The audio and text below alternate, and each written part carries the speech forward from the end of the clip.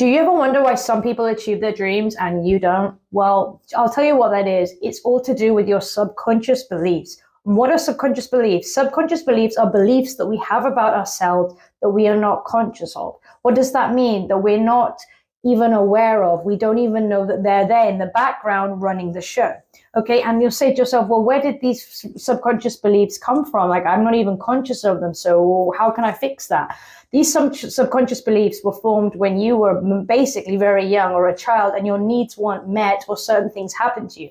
For example, in my case, my father left when I was very young, and I formed a belief about myself that because he left, that meant I was unworthy and I wasn't lovable. So unfortunately, I've been living life with a type of tainted sunglasses on, and the only reality that I could see and tune into, like a vibration, was the reality of somebody that wasn't worthy, that wasn't lovable. Okay, and the problem with this is that basically I'm walking around with this vision tainted into my reality. So that's the only experience that I can actually experience and enjoy in my life, is the experience of somebody that doesn't feel that they're loved or they're good enough. So the problem with this is that this could actually be ruining your ability to be able to manifest what you want. So how can we fix this? By getting those subconscious, unconscious beliefs subconscious again. So what we need to do is write down on a piece of paper experiences that hurt you, or you could go back to think, I sometimes feel like I shouldn't talk, or sometimes I feel like I'm too talkative, or sometimes I feel like I'm not lovable, or sometimes I feel like I'm not worth it. Where could this belief have come from, right? So sit down and just,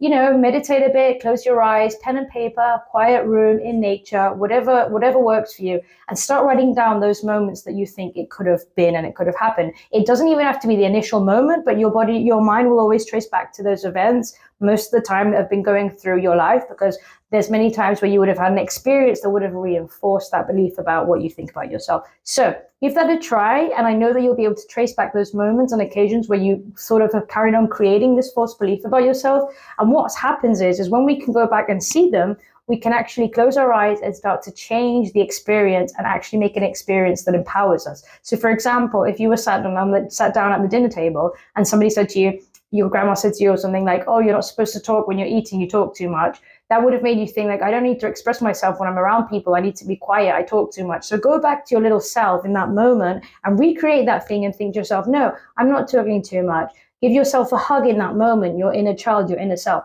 and change that and reframe that. Because when we go back and change a memory, it actually changes the biological circuit or something to do with our mind that actually basically changes the reality for you in the moment of now. So I hope that works for you. I hope that you actually try this, because I know it changed my life and I hope that it's going to change yours.